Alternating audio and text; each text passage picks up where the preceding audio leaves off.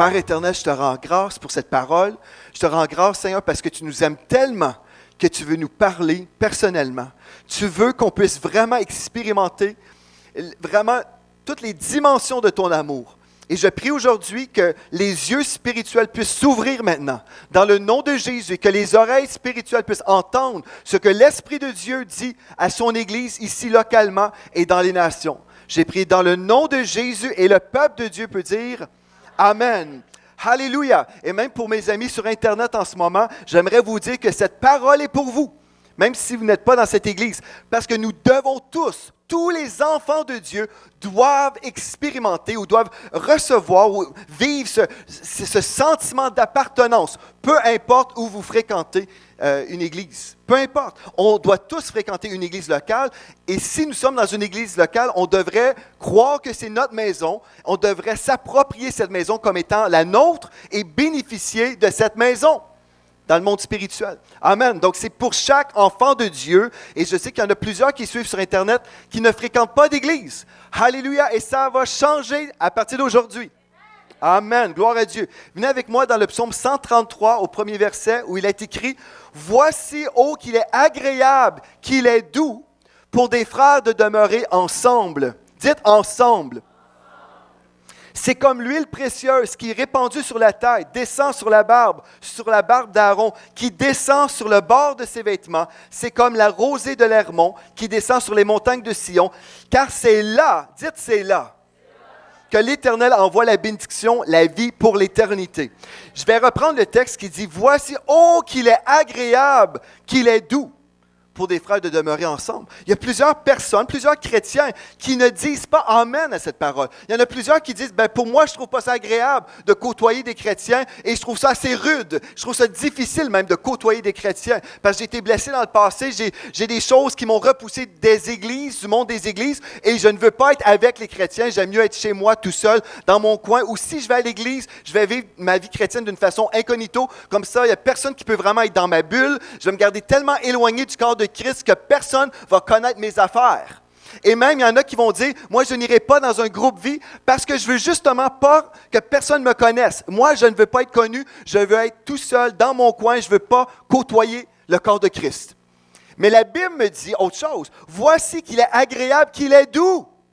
Agréable et doux quand des frères demeurent ensemble, des frères et des sœurs, quand nous sommes ensemble, c'est ça que Dieu a prévu pour vous, que ça soit agréable, que ça soit doux pour vous d'être dans la maison de Dieu. Alléluia! Si Dieu a dit c'est agréable et c'est doux, bien, qui sommes-nous pour contredire notre Dieu? Bien, moi, je dis c'est agréable. Oh, c'est dimanche matin, c'est agréable, je m'en vais à l'église, je vais côtoyer mes frères et mes sœurs, je vais louer le Seigneur dans la grande assemblée. Alléluia! C'est agréable et c'est doux. Ce n'est pas rude pour moi. Oui, des fois, il y a des frères et des sœurs papier sablé. Alléluia! Ils sont là, placés à côté de vous, dans l'Église, pour vous raffiner. Alléluia! Des frères et des sœurs, papier sablé.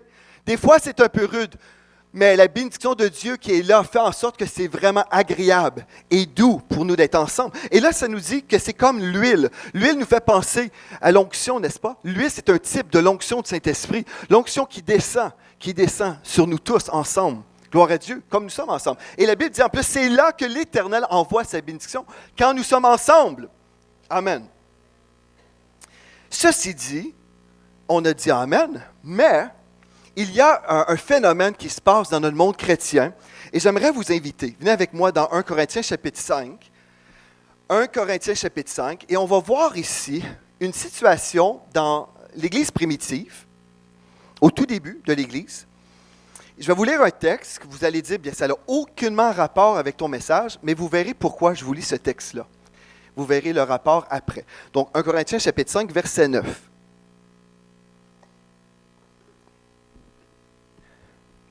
L'apôtre Paul a dit à l'Église aux Corinthiens, « Je vous ai écrit dans ma lettre de ne pas avoir de relation avec les impudiques. » Non pas d'une manière absolue avec les impudiques de ce monde ou avec les cupides et les ravisseurs ou avec les idolâtres. Autrement, il vous faudrait sortir du monde.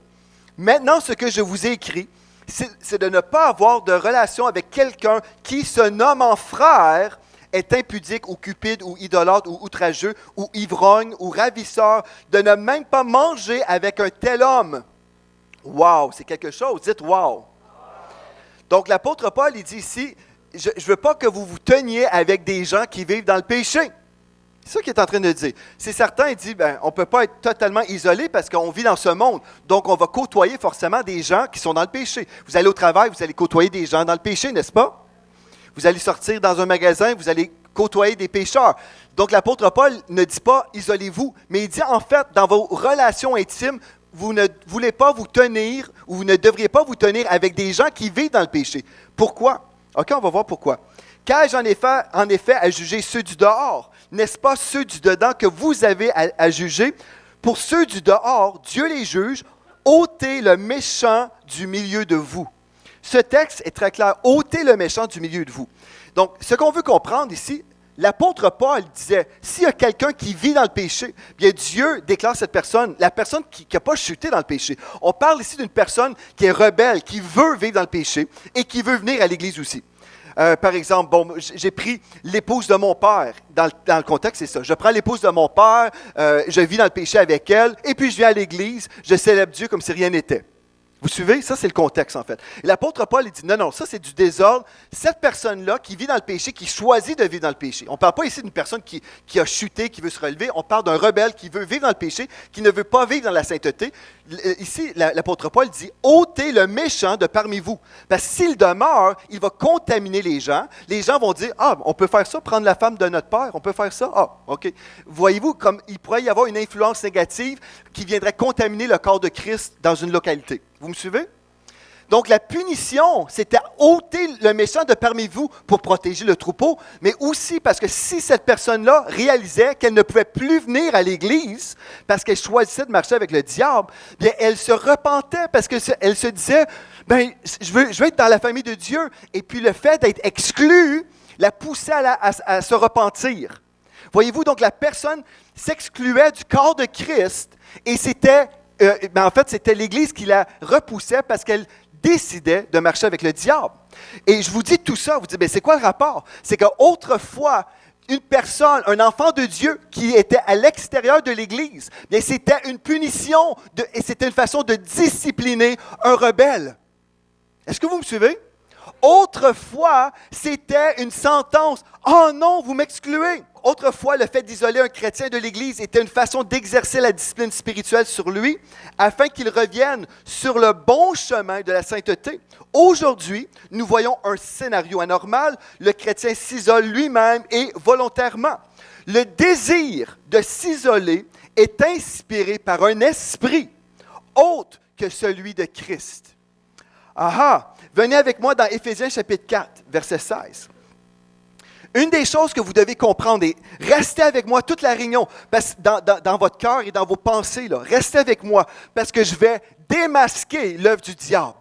Je vais démasquer l'œuvre du diable et vous allez vous mettre en colère, pas contre le pasteur, pas contre les frères et les sœurs, mais vous allez vous mettre en colère contre le diable.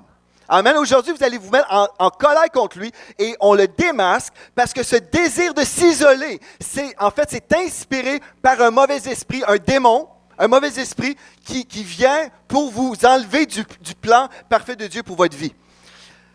Alléluia. Éphésiens 4, verset 16 nous dit, c'est de lui, en parlant de Christ, et grâce à tous les liens de son assistance, que tout le corps, bien coordonné et formant un solide assemblage, tire son accroissement selon la force qui convient à chacune de ses parties et s'édifie lui-même dans la charité ou dans l'amour. Donc, on parle ici, quand l'Église est ensemble, l'Église tire son accroissement ou s'édifie elle-même dans l'amour. En fait, Dieu nous appelle à s'édifier, à grandir dans l'amour ensemble et devenir mature et devenir fort. Amen?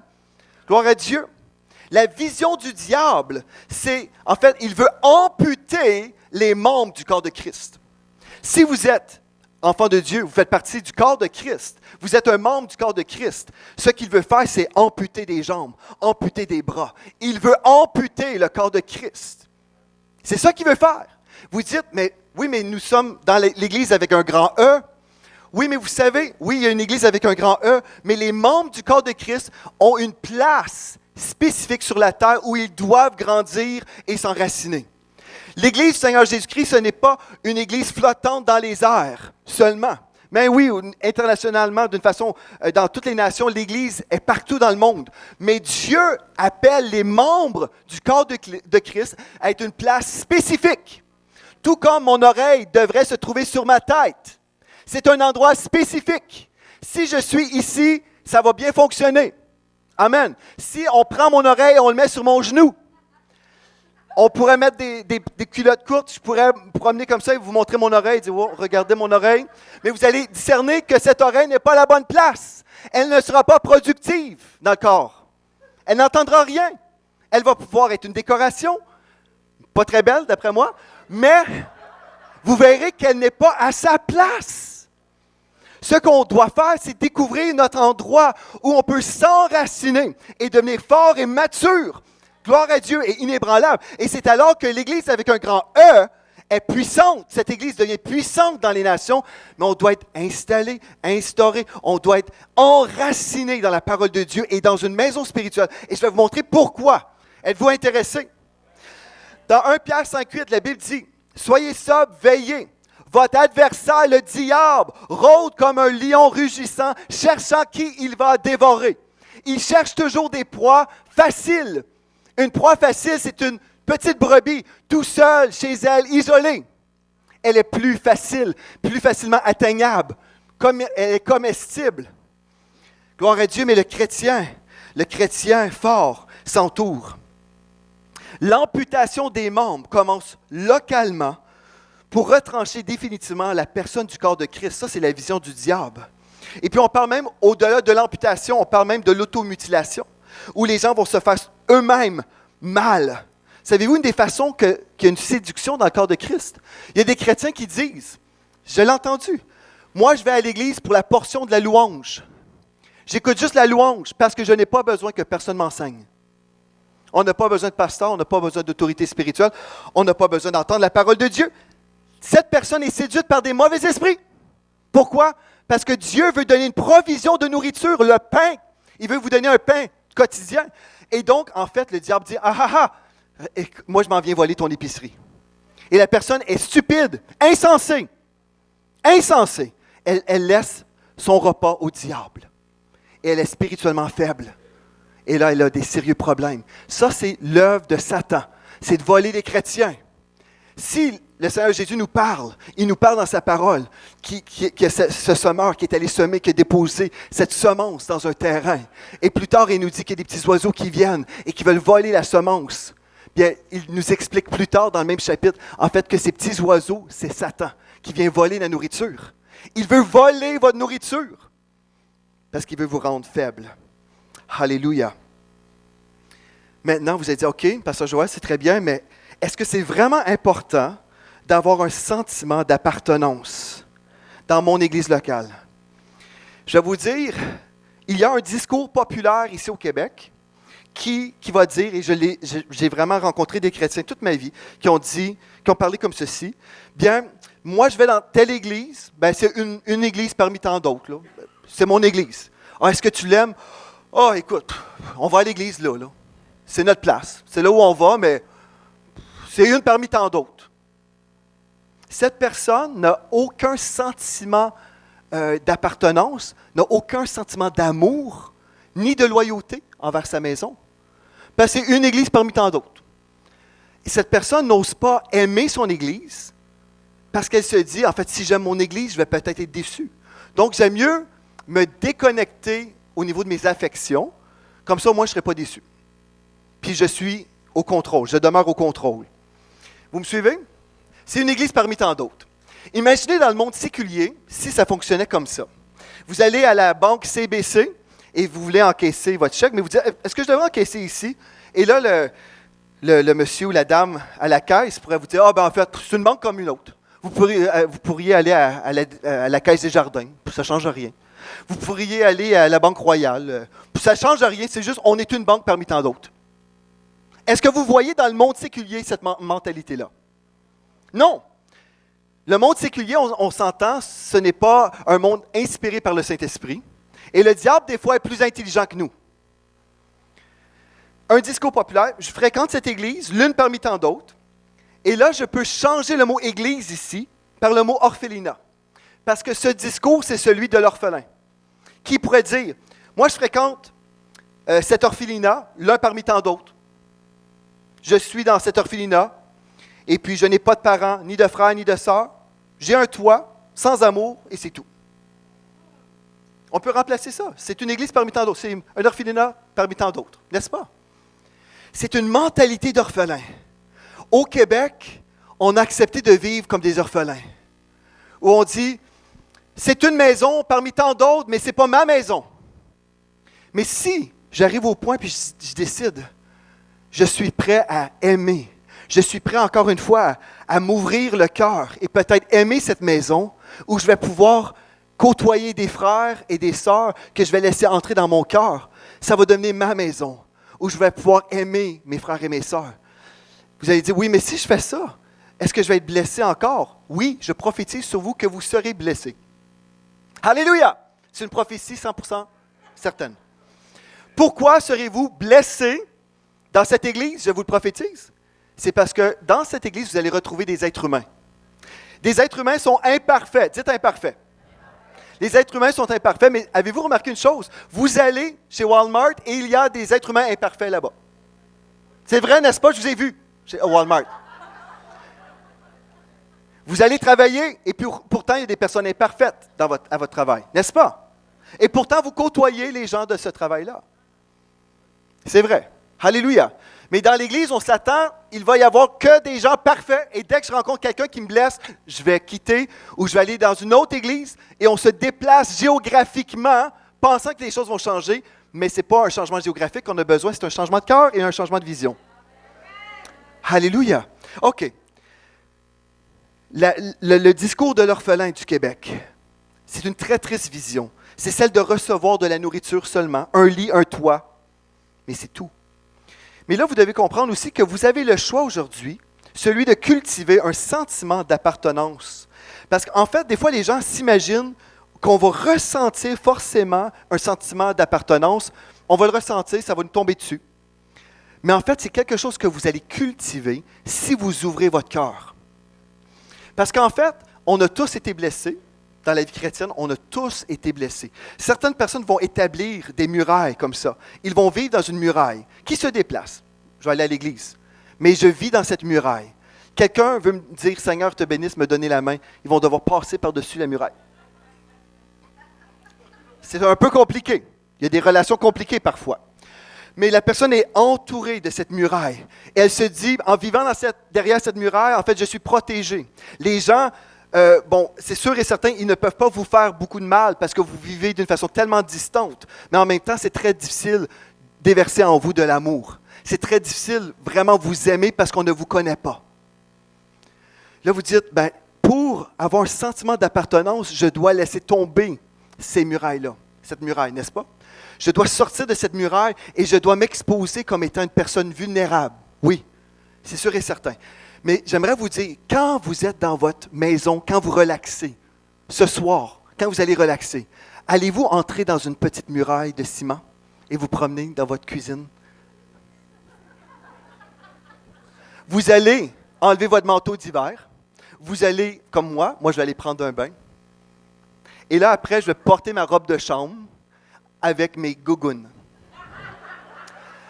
Je vais relaxer, je suis vulnérable.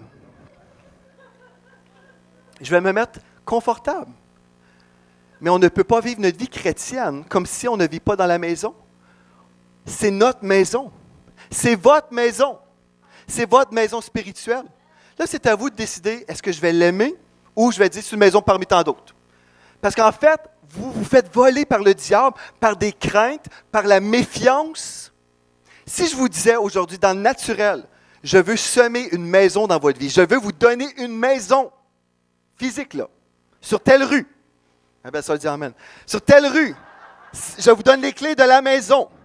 Je vous donne les clés de cette maison, vous pouvez déménager là. Vous dites, je suis très bien dans ma maison. Elle est 4 fois plus grande que votre maison, je vous le dis là. Je vous donne avec des clés. Puis vous dites, je pense que je risque de peut-être être blessé dans cette maison-là. Je vais peut-être vivre ceci, je vais peut-être vivre cela. J'ai peur que peut-être la maison ait été construite sur un volcan. J'ai peur. La peur vous prive de la bénédiction. C'est la même chose dans le spirituel. La peur me prive d'être dans une maison et de dire, c'est mon Église. Imaginez au Québec, si les chrétiens, tous les chrétiens qui allaient dans une Église, que tous les chrétiens pouvaient dire, c'est mon Église, j'aime mon Église. Si on aimait tous notre Église, on aurait une place pour vivre la gloire de Dieu. Imaginez vous rencontrer un chrétien qui est un orphelin, qui a arrêté d'aller à l'église, qui se promène des fois, qui va de conférence en conférence parce que ce chrétien, c'est un orphelin qui ne veut pas manger de brocoli, il veut juste manger du dessert. C'est qu'il va de conférence en conférence où on annonce pudding tapioca, cheesecake, fin de semaine de pudding chômeur, fin de semaine de tarte au sucre, fin de semaine de gâteau au chocolat, forêt noire. On fréquente, et là, Alléluia. Mais imaginez là, que vous rencontrez un orphelin, et puis là, vous dites, ah, bonjour Joe Blow, bonjour Joe Bin. Et là, vous parlez avec la personne, et là, Joe Blow, c'est le chrétien qui va à l'église, qui est épanoui et béni, parce qu'il a ouvert son cœur, et il a reçu de Dieu des messages qui ont transformé sa vie. Il a reçu de l'amour de ses frères et de ses sœurs, il a reçu, puis il est épanoui. Et puis, il connaît sa maison. Et là, il rencontre Joe Bin, qui ne va pas dans aucune église. Mais Joe Bin, il dit, « Hey, mais Joe Blow, tu sembles donc bien heureux, toi. »« Ah oui, je suis tellement heureux, je marche avec Jésus. »« Ah, est-ce que tu vas à l'église, toi? »« Ah, c'est sûr. Ah, tu vas dans quelle église? »« Moi, je vais à l'église de la Victoire. »« Ah bon? Est-ce que tu es heureux? » J'ai entendu dire qu'il prêchait juste sur ton... Là, après, il dit, « C'est pas vrai, oh non, nous autres, on a un menu varié. » Et des prédicateurs variés. « Ah, mais je suis tellement béni. »« Ah, t'es béni au Québec. Toi, t'es béni dans une église au Québec. »« Ah oui, je suis béni, je suis tellement rassasié, je suis nourri, je suis béni. » Quand on est malade, on reçoit même la prière pour les maladies. On est béni, on est... Un chrétien au Québec qui est béni dans son église locale, c'est un miracle. Parce que la majorité des chrétiens au Québec n'oseraient jamais dire qu'ils sont heureux dans leur église. Ben non! Parce que ce n'est pas mon église, c'est une église parmi tant d'autres. Ben oui, je vais dans cette église-là, on va là. Ah oui. Puis là, les chrétiens disent tout, ah ben oui, le pasteur est comme ci. Ah oui, l'équipe de la louange sont comme ça. L'école du dimanche, c'est comme ça. C'est pas parfait, mais...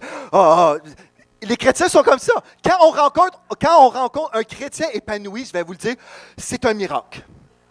J'ai jamais vu ça. Un chrétien qui est heureux d'aller à son église, qui est béni, qui est rassasié. Wow! Ben là, savez-vous ce qui peut se produire? L'orphelin va peut-être dire, je vais aller faire un tour.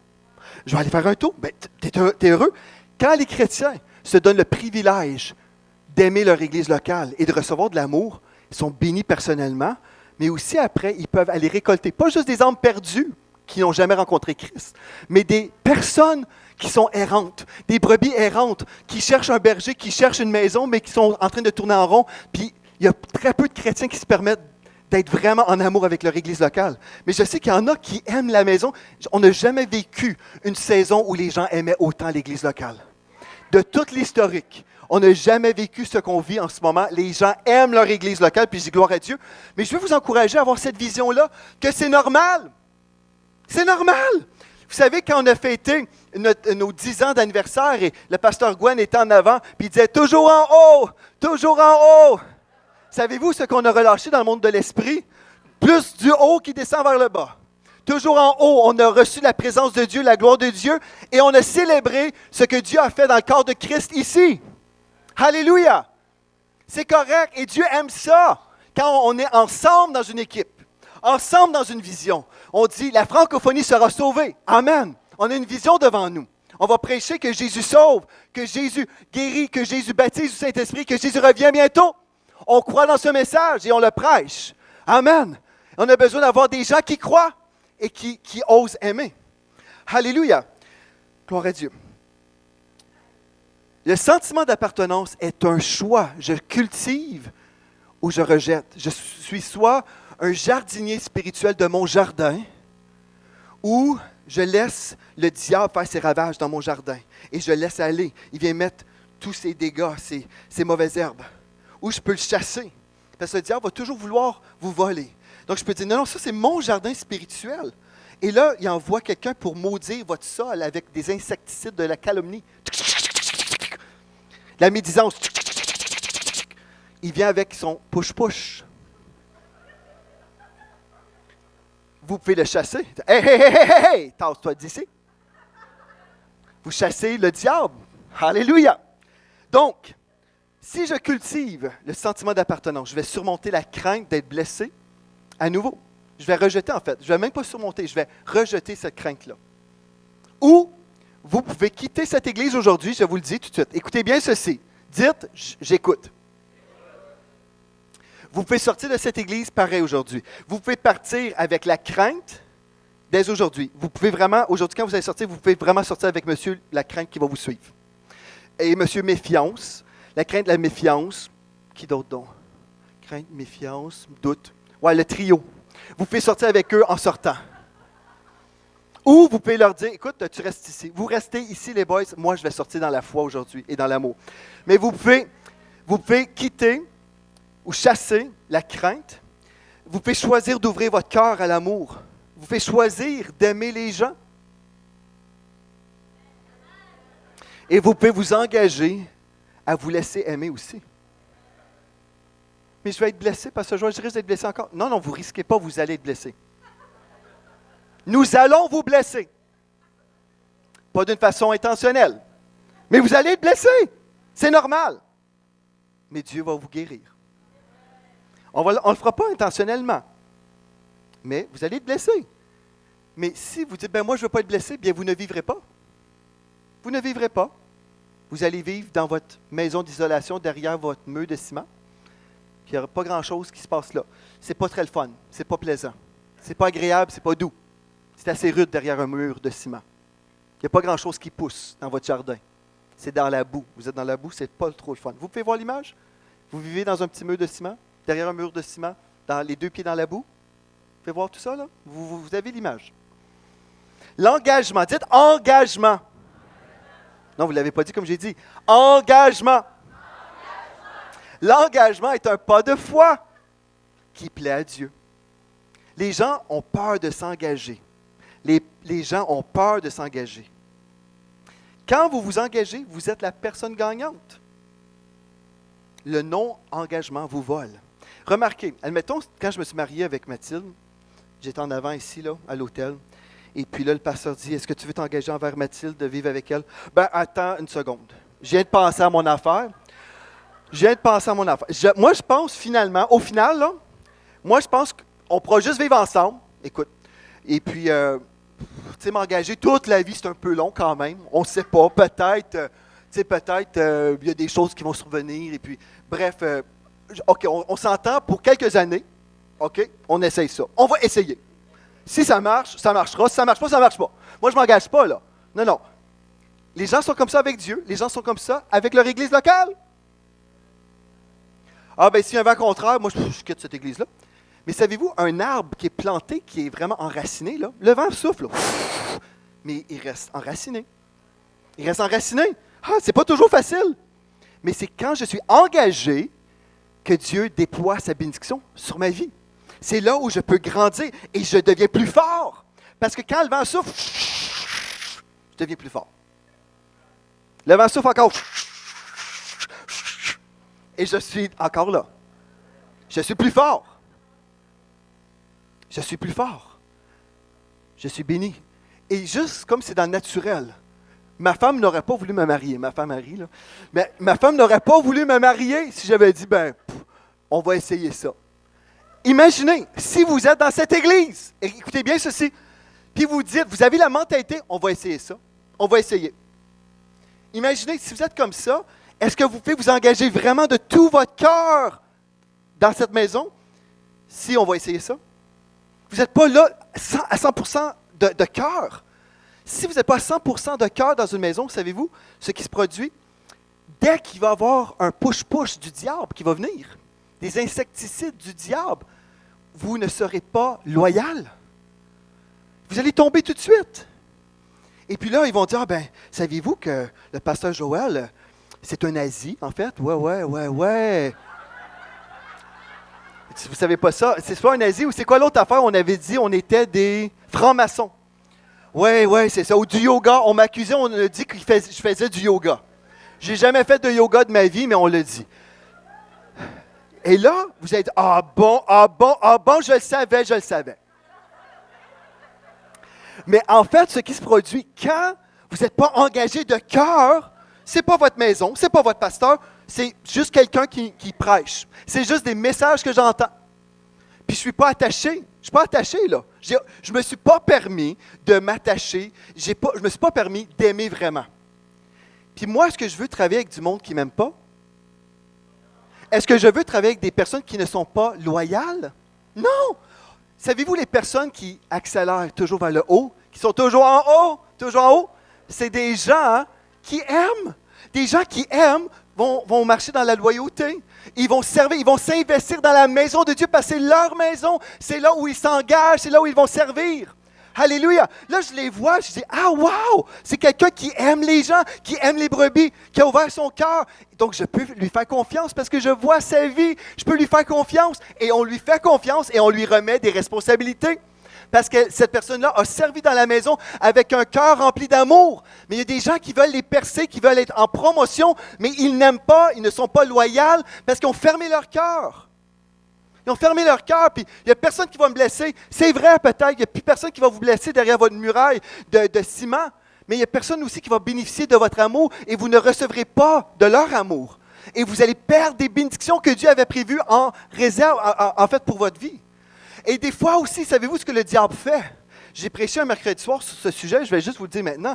Une des choses que le diable va faire pour vous voler de cette maison spirituelle que Dieu veut vous donner, même, je vous dis ça, là, en fait, vous le savez déjà, je vais à l'église chaque dimanche, mais ici, je ne parle pas d'être présent, je ne parle même pas d'une présence à l'église, mais je parle d'un cœur présent à l'église. Je parle de votre cœur qui se permet de croire à nouveau, qui se permet d'aimer vraiment. Parce que c'est ça, le diable veut vous voler de cet investissement d'amour. Et la personne qui va souvent solliciter il va vous inviter à détester la personne qui est souvent la personne qui a été attitrée pour être votre source de bénédiction dans votre vie. Si Dieu vous a, je vais parler dans des termes faciles à comprendre. Si Dieu m'a choisi pour être une source de bénédiction dans votre vie, le diable, ce qu'il va faire, il va inspirer votre chair à me détester. Si je dis ça, ce n'est pas parce que je ne me sens pas aimé, là. Je vous le dis. Mais c'est ça qu'il va faire. Il va dire, lui, là, il faut que tu détestes le pasteur Joël. Il faut que tu le détestes, il faut que tu le détestes, là. Je vais trouver des façons comment tu peux le détester. Parce que si le pasteur Joël, si je ne le déteste pas, là, ben, savez-vous ce qui va se produire? Le diable, il ne pourra pas gagner sur vous.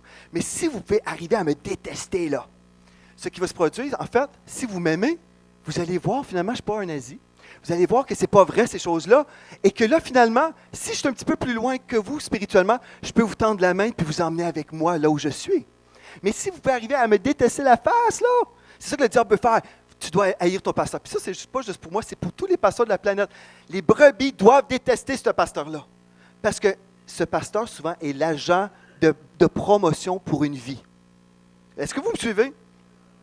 Dieu se sert des personnes en autorité pour vous emmener plus haut. Tu sais, viens avec moi, viens avec moi. Mais si on ne peut ne pas aimer, puis on ne vit pas la bénédiction, on ne vit pas la promotion, soyez intelligents. Soyez intelligents. Je me souviens quand j'ai travaillé pour Dr. Dick Dewart, j'aurais pu le jalouser, j'aurais pu dire, il est plus avancé que moi dans les médias. Je le déteste. Oh non, vraiment, mais il me tape sur les nerfs. Comprenez ce que je veux dire? On peut jalouser les gens qui sont plus avancés des fois, parce que c'est la chair qui est comme ça, je ne sais même pas pourquoi, mais la chair est stupide. La chair est stupide, influencée par des mauvais esprits.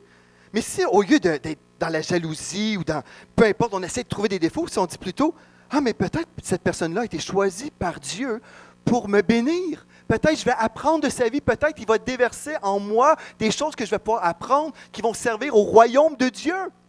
Et c'est ça qui s'est produit dans ma vie. Au lieu d'être jaloux de Dr. Dick, j'avais même jamais réfléchi à ça. Mais en fait, ce que Dr. Dick a fait, il m'a pris là où j'étais, puis il a dit, viens avec moi. Il m'a emmené plus haut. Voyez-vous, c'est ça que le diable veut vous voler. Le diable, c'est un voleur. Il vient pour vous voler, vous égorger, vous détruire. Est-ce que vous savez ça? Mais dans le naturel, dans nos églises, c'est comme ça que ça se passe. Il y a plusieurs personnes que vous suivez en ce moment, et Dieu avait appointé un pasteur dans votre vie pour être une source de bénédiction pour vous. Alléluia! Oh, gloire à Dieu. OK. Je vais vous montrer bibliquement. Venez avec moi dans Actes chapitre 4. tout ce que je vous dis, ce n'est pas ici pour vous dire, ben voici, là, entrez dans la manipulation, aimer les pasteurs pour avoir de leur faveur. C'est pas ça. Je suis en train d'essayer de vous aider à comprendre que le diable veut tout faire pour vous isoler, soit dans la maison de Dieu, soit au niveau de vos relations. Il veut vous couper des bonnes relations que Dieu avait prévues pour vous. Alléluia. Vous êtes toujours là avec moi? Gloire à Dieu. Oh, alléluia. Si en ce moment, tout ce que j'ai dit, si juste en ce moment vous dites, là, je suis vraiment inconfortable, c'est votre chair qui ne veut pas se soumettre à Dieu. Puis je suis 1000% convaincu que ce que je dis en ce moment, c'est ça que Dieu veut que je dise. J'étais à Sherbrooke, je vous rappelle cette petite sœur, Seigneur, parle-moi. Et Dieu m'a donné ce message pour elle qui disait, Seigneur, je n'ai jamais eu un sentiment d'appartenance. Quelle coïncidence! C'est Dieu qui veut qu'on sauve le cœur. C'est Dieu qui veut qu'on adopte une maison, qu'on se laisse adopter dans une maison pour ne plus être des orphelins, pour devenir des enfants et des fils et des filles de Dieu, dans la maison de Dieu. Il est donc important d'appartenir à la maison spirituelle. Venez avec moi dans Actes, chapitre 4, au verset 23. Alléluia. Actes, chapitre 4, verset 23. Après avoir été relâchés, ils allèrent vers les leurs. Dites vers les leurs. Les leurs. Et racontèrent tout ce que les principaux sacrificateurs et les anciens leur avaient dit. Lorsqu'ils l'eurent entendu, ils élevèrent à Dieu la voix tous ensemble et dirent, Seigneur, toi qui as fait le ciel, la terre, la mer et tout ce qui s'y trouve, c'est toi qui as dit, par le Saint-Esprit, par la bouche de notre Père, ton serviteur David, pourquoi ce tumulte parmi les nations et ces vaines pensées parmi les peuples? Les rois de la terre se sont soulevés et les princes se sont ligués contre le Seigneur et contre son oint. Verset 27. En effet, contre ton saint serviteur Jésus que tu as oint, Hérode et Ponce Pilate se sont ligués dans cette ville avec les nations et avec les peuples d'Israël pour faire tout ce que ta main et ton conseil avaient arrêté d'avance. Et maintenant, Seigneur, ici je veux juste vous rappeler le contexte spirituel. Les disciples vivaient en fait de la persécution. Et maintenant, Seigneur, vois leurs menaces et donne à tes serviteurs d'annoncer ta parole avec une pleine assurance. En étendant ta main pour qu'il se fasse des guérisons, des miracles et des prodiges par le nom de ton saint serviteur. Quand ils eurent prié, le lieu où ils étaient assemblés, dites le lieu où ils étaient assemblés trembla, ils furent tous remplis du Saint-Esprit, ils annonçaient la parole de Dieu avec assurance. Alléluia. Quand Pierre et Jean ont vécu de la persécution, Pierre et Jean n'ont pas dit, bon ben là, écoute, on va aller au Tim Hortons, puis on va se prendre un petit café pour se soulager. Non, ils sont allés vers les leurs. Les leurs sont allés à un lieu spécifique, puis ont dit, voici ce qu'on vit. Et là, l'Église primitive à l'époque, ils ont dit, Seigneur, là, ils ont commencé à prier pour eux. Parce que quand nous faisons partie de la famille de Dieu, on peut retourner vers les nôtres, les leurs. On peut retourner dans notre maison puis dire, ben là, je suis allé en mission, puis quand j'étais en mission, je suis tombé malade. Et puis là, j'ai besoin de prière. Et là, l'Église se mobilise. On va prier pour toi, pour que tu vives et que tu ne meurs pas. Amen. J'ai vécu une épreuve, on m'a flagellé, on m'a fait du mal.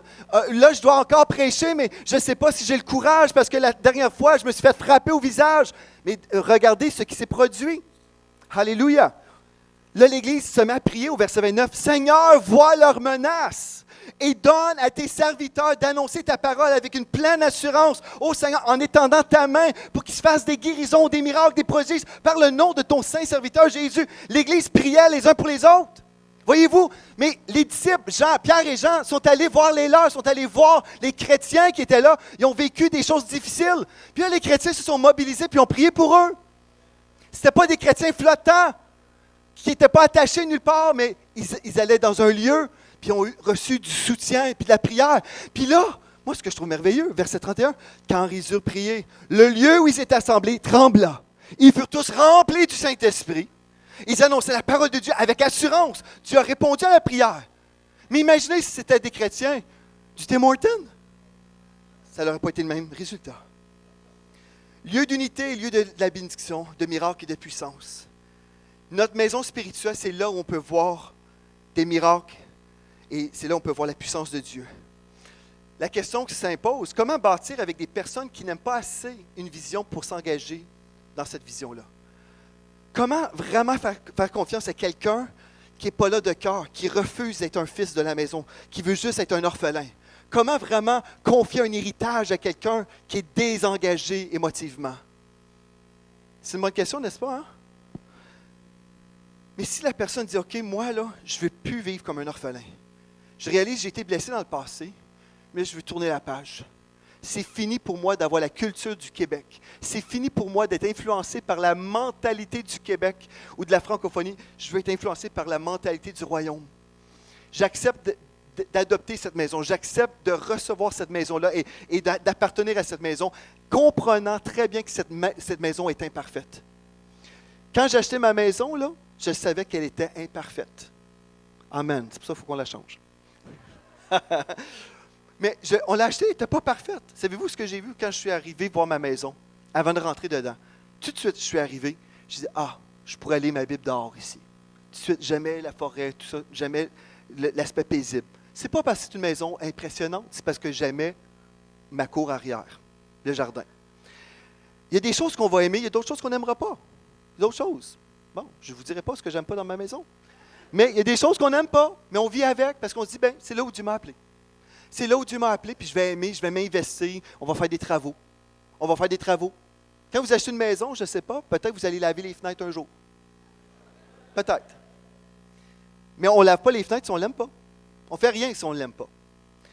Vous allez dire, OK, Pasteur Joël, moi je suis peut-être prêt à ouvrir mon cœur.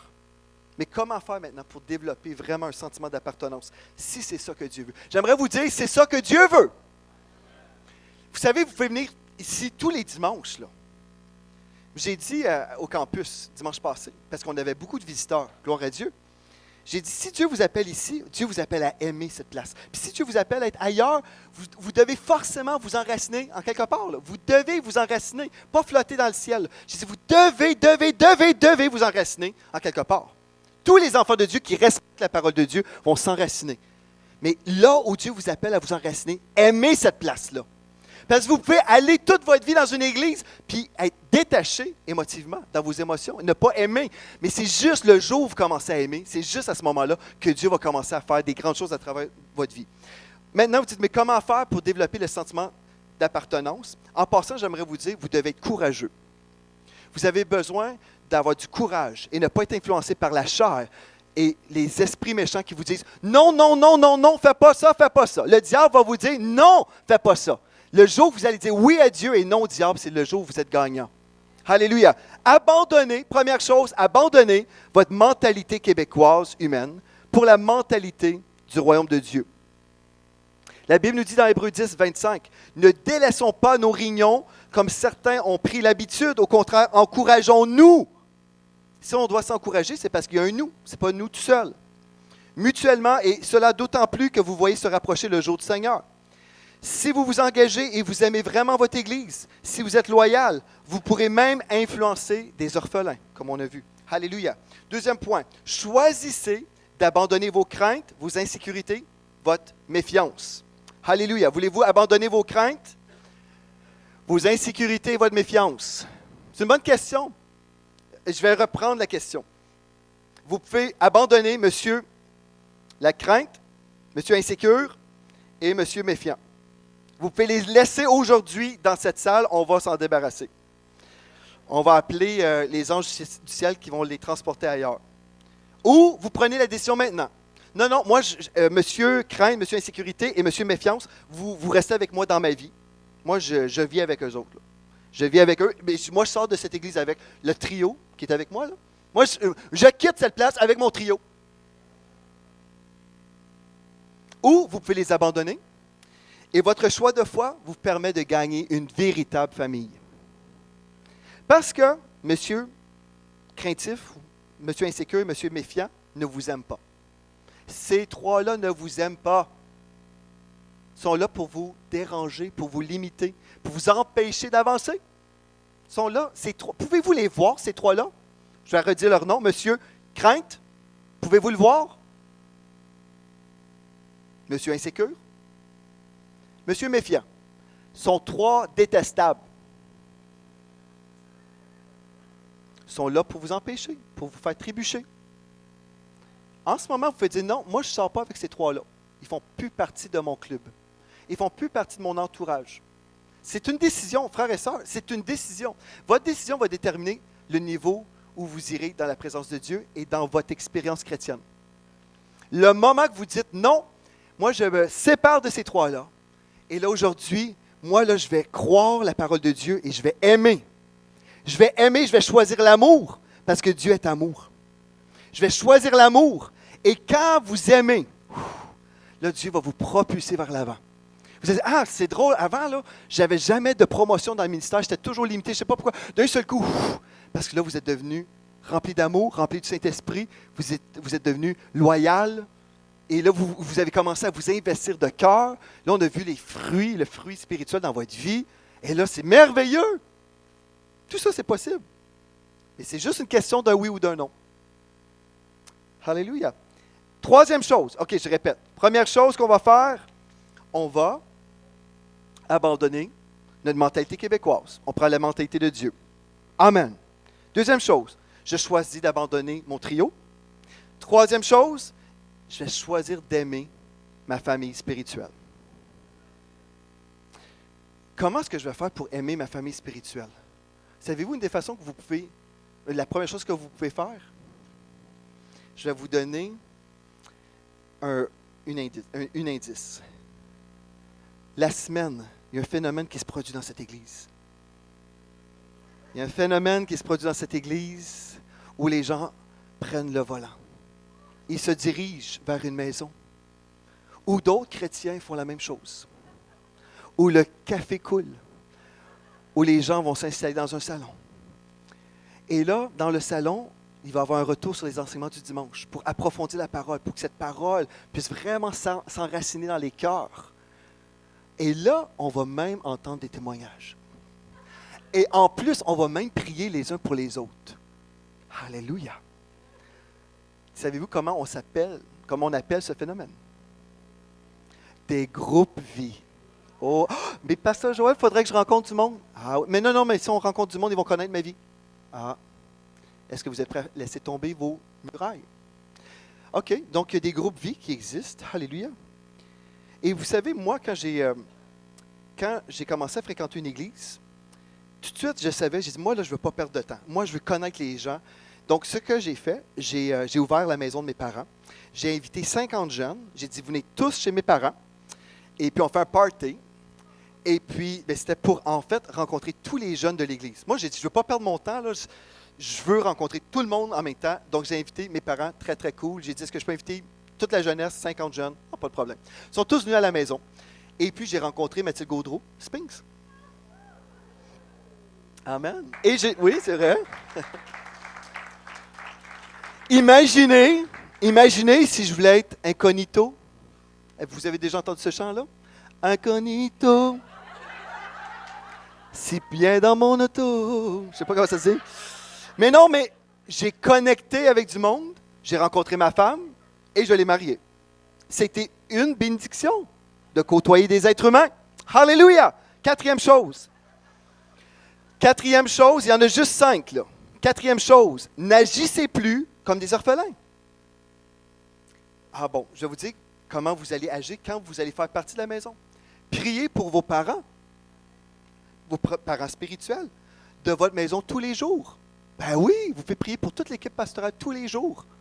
Seigneur, je prie que celui qui va apporter la parole soit inspiré, que le message qui va être donné, que ce soit un message qui sort de ton cœur pour ma vie, pour la vie de mes frères et mes sœurs. Là, je vais commencer à prier pour mes parents. Amen. Là, vous pourrez appuyer vos parents spirituels. Vous les appuyez. Au lieu de juste les défendre, vous pouvez aussi même dire, « Ah, j'ai aimé ça, puis j'invite mes frères et mes sœurs à écouter tel enseignement. Ah, ça m'a béni. » Vous allez appuyer. Alléluia. Recevez la nourriture spirituelle ensuite pour votre propre vie. Recevez dans votre cœur ces enseignements-là. Cinquième chose, engagez-vous envers votre famille spirituelle. Donc, priez pour les membres de votre famille et servez dans votre famille. Quand c'est ma maison, je l'ai dit à une de mes filles, quand c'est votre maison, vous servez.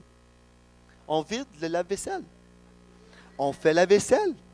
On passe l'aspirateur. Alléluia. Hein, n'est-ce pas?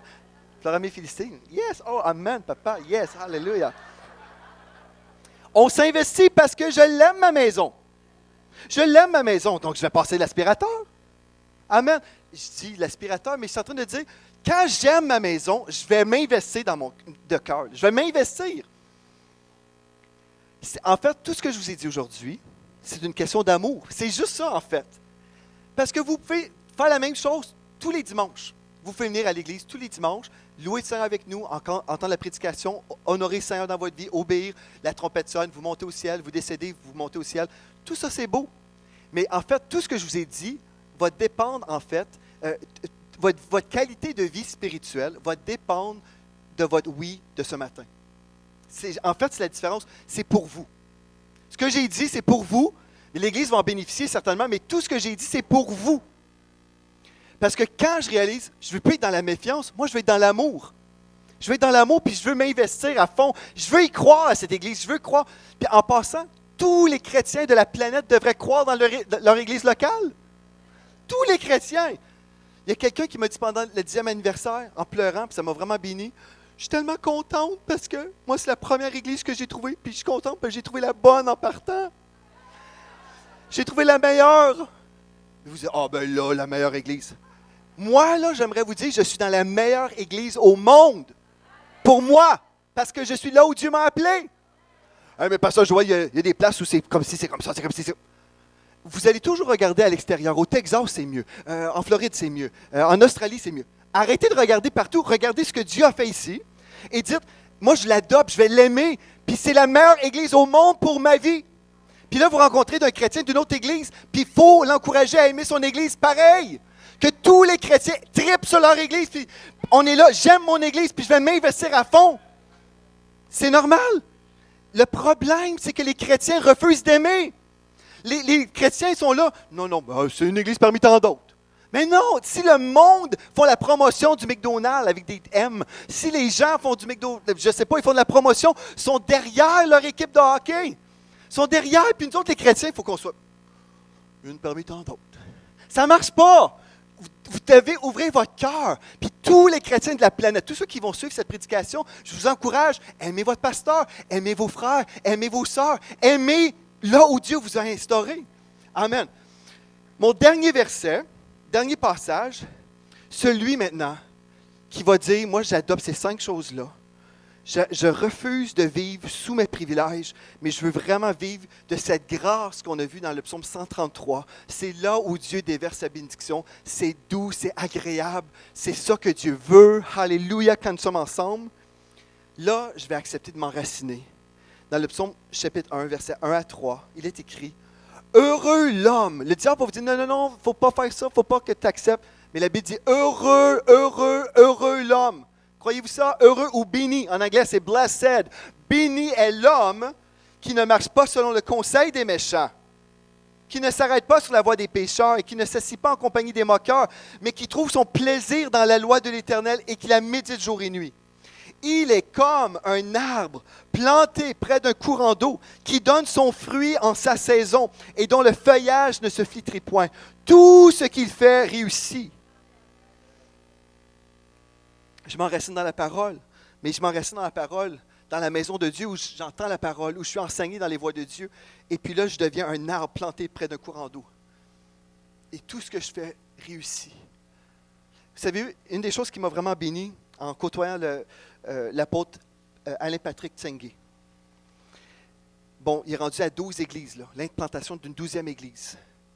Et puis, il me racontait en fait qu'il y a des gens qui ont déménagé de Rennes pour venir à Paris pour implanter l'église ACER. Ensuite, il y a des gens de Paris qui déménagent à Lyon, qui déménagent partout.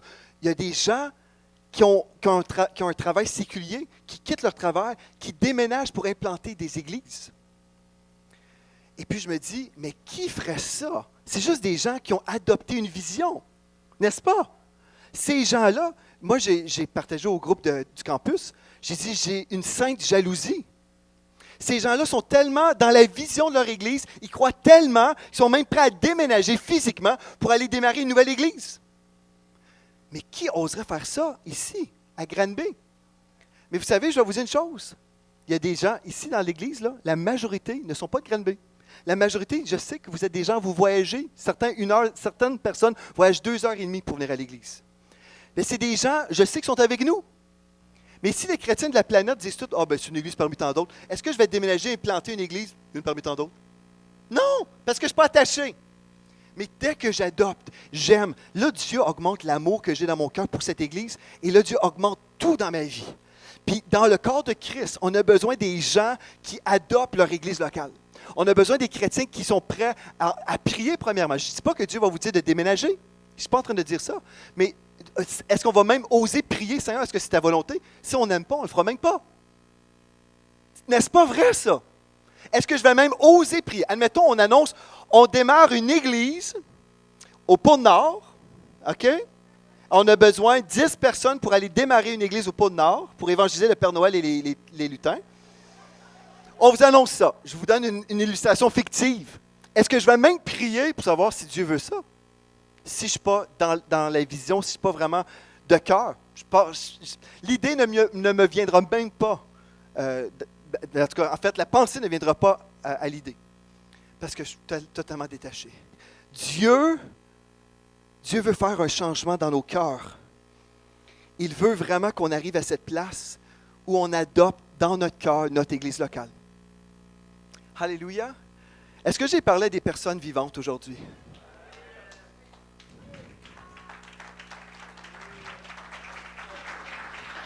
Gloire à Dieu. Gloire à Dieu. Savez-vous, est-ce que vous réalisez en fait que le fait que les chrétiens n'aiment pas, c'est ça qui explique la petitesse de l'Église chrétienne dans le monde dans lequel nous vivons? Parce que Dieu est amour, Dieu travaille toujours dans l'amour. Dieu travaille toujours dans l'amour? C'est sûr. Savez-vous ça que Dieu travaille toujours dans l'amour? Tout ce que Dieu fait, c'est l'amour, l'engagement. Dieu s'est engagé. Il a envoyé son Fils Jésus. L'engagement, le mot qui fait peur. L'engagement. Est-ce que vous pouvez vous lever là où vous êtes? Alléluia. Moi, je sais que Dieu m'appelle à prêcher des messages qui dérangent. Alléluia. Et devinez, je prêche encore dimanche prochain. Si vous pensez que vous avez été dérangé aujourd'hui, je prophétise. Dimanche prochain, je vais vous déranger encore. Amen. Alléluia. Moi, je veux aimer. Je veux aimer. Puis je veux entretenir, je veux développer en moi un sentiment d'appartenance. Père éternel, on vient devant toi, Seigneur, ce matin. Je sais, Seigneur, que tu as répondu à la prière de cette petite femme de Sherbrooke parce que tu voulais qu'elle entende ce message, parce que c'était ton message pour sa vie. Puis je crois, Seigneur, ce n'est pas un message pour une seule vie, mais c'est pour toute l'Église. Seigneur, le diable veut amputer le corps de Christ. Il veut qu'on fasse même de l'automutilation. Il veut qu'on s'isole, qu'on coupe nos membres, qu'on soit un corps de Christ détruit. Mais Seigneur, aujourd'hui, tu nous as dit comment on peut être dans l'unité. Ça commence dans notre cœur. Seigneur, moi je prie que chaque personne aujourd'hui dise non à Satan. Que chaque chrétien aujourd'hui réalise, non, je vais arrêter de vivre derrière ces murs de ciment. J'arrête aujourd'hui. Je ne permettrai pas au diable de me dire où vivre. Je ne permettrai pas au diable de me dire qui aimer. Je ne permettrai pas à la méfiance, la crainte, à me dire quoi faire dans ma vie. Et aujourd'hui, je prends une décision. Et je prie que ce soit la décision de chaque personne ici. Que je vais ouvrir mon cœur. Aujourd'hui, je choisis d'ouvrir mon cœur. Je choisis d'aimer cette maison. Je choisis d'aimer le leadership spirituel. Je choisis d'aimer mes frères et mes sœurs. Je choisis de servir et de m'engager dans le service. Oui, je vais être vulnérable. Oui, je vais être vulnérable. Mais je veux vivre véritablement. Je ne veux pas juste être un spectateur d'une église et de réunion, mais je veux en faire partie. Alléluia.